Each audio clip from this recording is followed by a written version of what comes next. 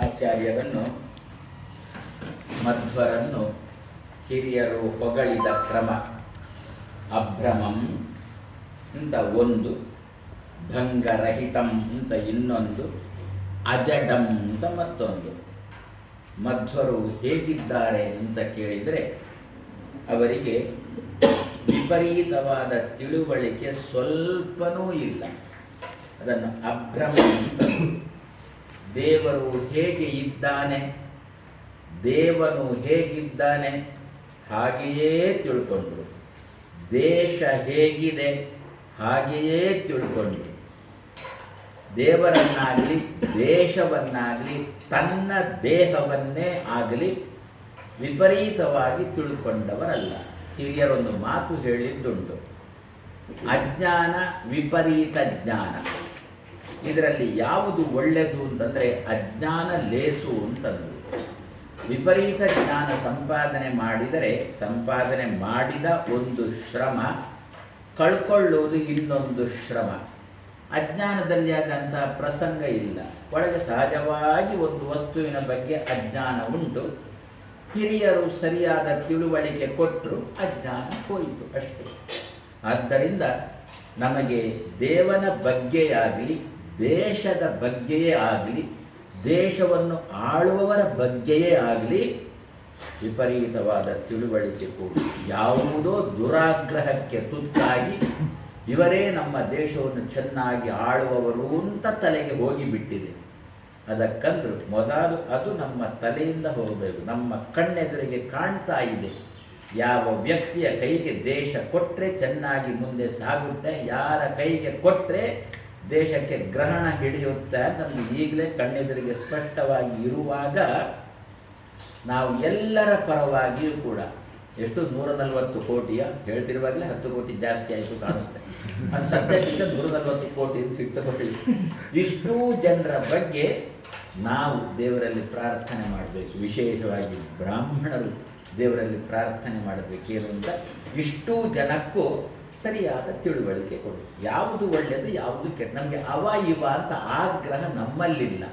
ನಮಗೆ ಬೇಕಾದದ್ದೇನು ಅಂತಂದರೆ ನಮ್ಮ ದೈನಂದಿನ ಚಟುವಟಿಕೆಗಳು ಏನುಂಟು, ದೇವರಿಗೆ ಸಂಬಂಧಪಟ್ಟಂಥ ಚಟುವಟಿಕೆಗಳು ಅದು ನಿರ್ವಿಘ್ನವಾಗಿ ನಡೀಬೇಕು. ನಾಳಿದಕ್ಕೆ ವಿರುದ್ಧಕ್ಕೆ ತಡೆ ಒಡ್ಡತಕ್ಕಂಥ ಪ್ರಸಂಗ ಬರಬಾರ್ದು, ಅಥವಾ ಇನ್ನೊಬ್ಬರ ಅನುಮತಿ ಕೇಳಿ ನಡೆಸುವ ಪ್ರಸಂಗಗಳು ಬರಬಾರ್ದು. ಅದು ಹನುಮಾನ್ ಚಾಲೀಸು ಇರ್ಬೋದು, ರಾಮಚಾಲೀಸು ಇರ್ಬೋದು. ಯಾವುದನ್ನು ಕೂಡ ಇನ್ನೊಬ್ಬರ ಕೇಳಿ ಅವರ ಅನುಮತಿ ಪಡ್ಕೊಂಡು ಮಾಡತಕ್ಕಂಥ ವಾತಾವರಣ ಬರಬಾರದು ಅಂತ ಇದ್ದರೆ ಇಂಥವರ ಕೈಯಲ್ಲಿ ದೇಶ ಕೊಟ್ಟರೆ ಅಂಥ ಪ್ರಸಂಗ ಬರುವುದಿಲ್ಲ. ನಮಗೆ ಸರಿಯಾದ ತಿಳುವಳಿಕೆ ಬೇಕು. ಅದಕ್ಕೋಸ್ಕರ ಅಷ್ಟೂ ಜನರ ಬಗ್ಗೆ ನಾವು ಭಗವಂತನಲ್ಲಿ ಪ್ರಾರ್ಥನೆ ಮಾಡುವುದು ಏನು ಅಂತ, ನೀನು ಎಲ್ಲೋ ದೇವನೇ, ಎಲ್ಲೋ ಪೂರ್ಣ ಪ್ರಜ್ಞರೇ, ದೇವರನ್ನು ತೋರಿಸಿಕೊಡು. ಎಲ್ಲೋ ಮಧ್ವರೇ, ನಿಮಗೆ ದೇವರ ಬಗ್ಗೆ ಆಗಲಿ ದೇಶದ ಬಗ್ಗೆ ಆಗಲಿ ವಿಪರೀತ ಜ್ಞಾನ ಸ್ವಲ್ಪ ಇಲ್ಲ ಅಂತ ನಾನು ನಿಮ್ಮನ್ನು ಸದಾ ಚಿಂತನೆ ಮಾಡ್ತೇನೆ. ಫಲಿತಾಂಶ ನೀವು ನಮ್ಮನ್ನು ಹಾಗೆ ಇಡಬೇಕು. ಯಾಕೆಂದರೆ ಯಥಾ ಉಪಾಸತೆ ತಥೈವ ಭವತಿ ಅಂತ ನಿಯಮ. ದೇವರನ್ನು ಹೇಗೆ ತಿಳ್ಕೊಳ್ತೇವೋ ದೇವರು ನಮಗೆ ತಥಾಸ್ತು ಅಂತ ಹಾಗೆ ಅಂದು ಬಿಡ್ತಾನೆ ಅಂತೆ. ಆದ್ದರಿಂದ ನಮ್ಮೆಲ್ಲರ ಕರ್ತವ್ಯ ಆಚಾರ್ಯ ಮಧ್ವರನ್ನು, ನಮಗೆ ಶ್ವಾಸೋಚ್ಛ್ವಾಸವನ್ನು ಕೊಡತಕ್ಕಂಥ ಮಧ್ವರ ಬಗ್ಗೆ ನಾವು ತಿಳ್ಕೊಳ್ಬೇಕು, ಸದಾ ಉಪಾಸನೆ ಮಾಡಬೇಕು. ನಿಮಗೆ ವಿಪರೀತವಾದ ತಿಳುವಳಿಕೆ ಇಲ್ಲ, ಜೊತೆಯಲ್ಲಿ ನಿಮಗೆ ಜಾಡ್ಯನೂ ಇಲ್ಲ ಅಂತ. ಮಲ್ಲಿ ಜಲದಾನ, ಭೂದಾನ, ಗೋದಾನ, ಕನ್ಯಾದಾನ, ವಾಗ್ದಾನ ಅಷ್ಟೇ ಫಲವುಳ್ಳದ್ದು ಮತದಾನ. ನಾವು ಏನು ಮಾಡ್ತಾ ಇದ್ದೇವೆ ಅಂತಂದರೆ ಎಸ್ಪೆಷಲಿ ನಮ್ಮ ವರ್ಗದವರು ಮತದಾನ ಅಂತಂದಾಗ ಯಾರು ಹೋಗ್ತಾರ್ರಿ ಆ ಬಿಸಿಲಿಗೆ, ಯಾರು ಸರತಿ ಸಾಲ ನಿಲ್ತಾರ್ರಿ ಅಂತ ಉಂಟು. ಅದಕ್ಕೆ ಮತ್ತೊಂದು ಉಪಾಸನೆ ಮಾಡೋಣ, ಅಜಾಡ್ಯಂ. ನಿಮಗೆ ಜಾಡ್ಯ ಇಲ್ಲ. ಒಂದು ದೇಶದ ಬಗ್ಗೆ ನಾವು ಎಣಿಸ್ಬೋದು ಒಮ್ಮೊಮ್ಮೆ ಏನು ಅಂತ, ಒಂದು ಓಟಲ್ಲ ಏನು ಆಗಲಿಕ್ಕಿಲ್ಲ ಅಂತ. ಅದು ಒಂದು ಊರಲ್ಲಿ ಒಬ್ಬ ಹಾಲು ಪಾಯಸ ಮಾಡಬೇಕು ಅಂತ ತೀರ್ಮಾನ ಮಾಡಿದ್ದಂತೆ. ಸರಿಯಲ್ಲ, ಹಂಡೆ ಇಟ್ಟಿದ್ದ ಊರಿನವರೆಲ್ಲ ಹಾಲು ತಂದು ಹಾಕಬೇಕು ಅದಕ್ಕೆ, ಯಾಕೆ ಊರಿಗೆ ಸಂಬಂಧಪಟ್ಟ ಹಾಲು ಪಾಯಸ. ಅವಾಗ ಒಬ್ಬ ಆಲೋಚನೆ ಮಾಡಿದಂತೆ, ನಾನು ಚೂರು ನೀರು ಹಾಕಿದ್ರು ನಡೀತದೆ ಅಂತೇಳಿ. ಹಾಗೆ ಎಲ್ಲರೂ ಆಲೋಚನೆ ಮಾಡಿ ಫಲಿತಾಂಶ ಎಲ್ಲ ಬಿಸಿಯಾಗಿ ಕೆಳಗಿಡುವಾಗ ಅದು ಹಾಲು ಪಾಯಸ ಅಲ್ಲ, ನೀರ ಪಾಯಸ. ಆದ್ದರಿಂದ ನಾನು ಒಬ್ಬರಲ್ಲೂ ಏನಾದ್ರು ನಡೀತದೆ ಅಂತ ನಾವು ಸುತರಾಂ ಅದರ ಬಗ್ಗೆ ಆಲಸ್ಯ ಪಡಲಿಕ್ಕಿಲ್ಲ.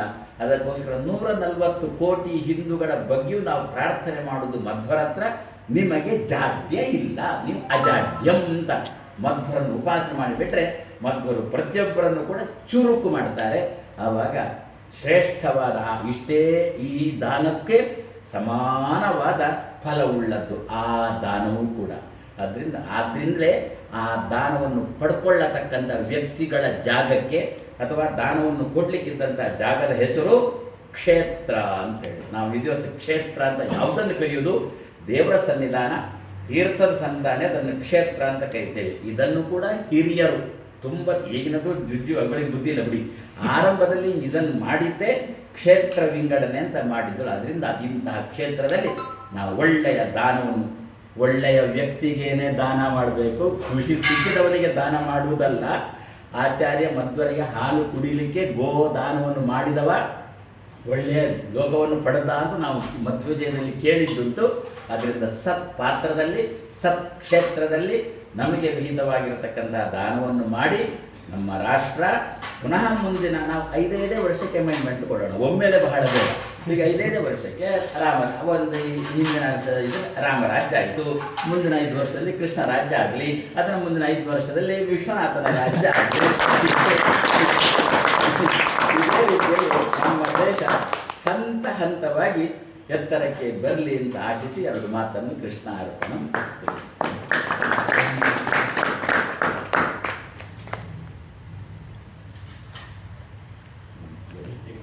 ಬ್ರಹ್ಮಸೂತ್ರೋಸ್ಕರ ಭಾಸ್ಕರಂಚ ಪ್ರಕಾಶಯಂತಂ ಸುಕರಂ ಸುಗೋಭಿಃ ಅಚೋಚರ